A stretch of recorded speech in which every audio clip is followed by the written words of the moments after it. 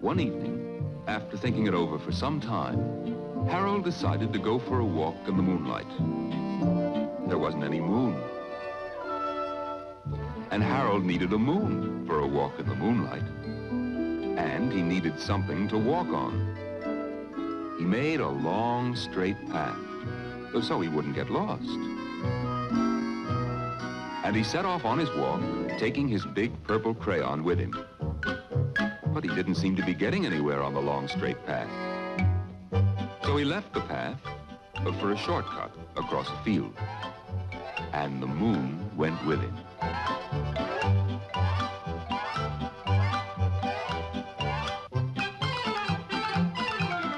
The shortcut led right to where Harold thought a forest ought to be. He didn't want to get lost in the woods. So he made a very small forest with just one tree in it. It turned out to be an apple tree. The apples would be very tasty, Harold thought, when they got red. So he put a frightening dragon under the tree to guard the apples.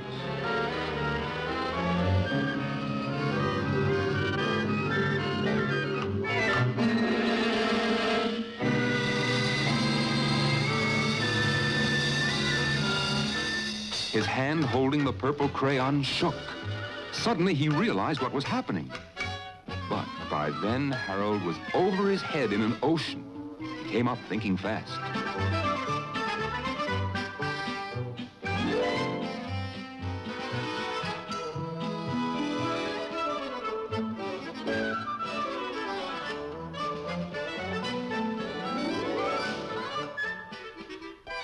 He quickly set sail. And the moon sailed along with him. After he'd sailed long enough, Harold made land without much trouble.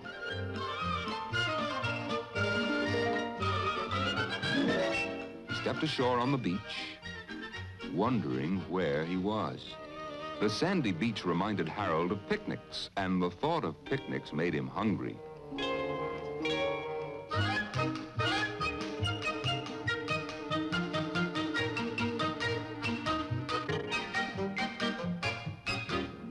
There was nothing but pie.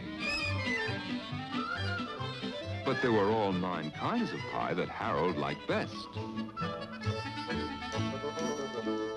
When Harold finished his picnic, there was quite a lot left over.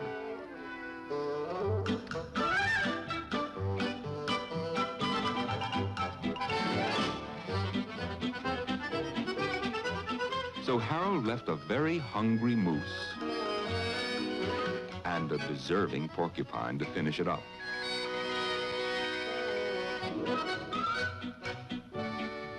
And off he went, looking for a hill to climb, to see where he was. Harold knew that the higher up he went, the farther he could see.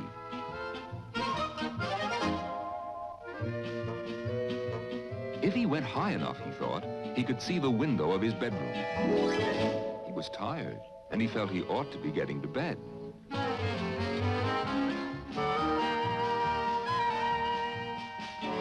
But as he looked down over the other side, he slipped. Luckily, he kept his wits and his purple crayon.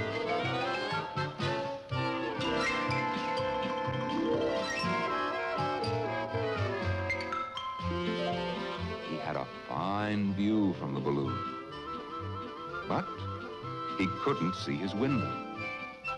He couldn't even see a house.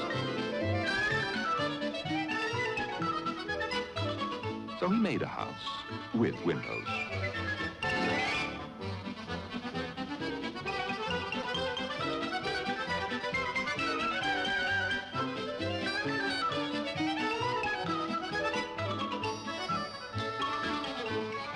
None of the windows was his window.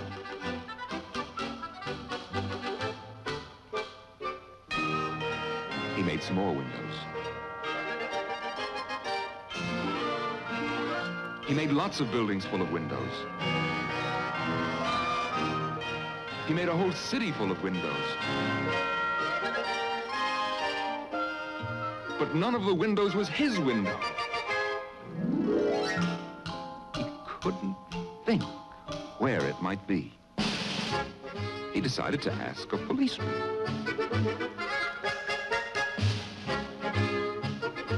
The policeman pointed the way Harold was going anyway. And he walked along with the moon, wishing he was in his room and in bed. Then, suddenly, Harold remembered.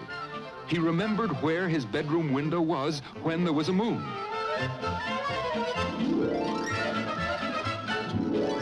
It was always right around the moon.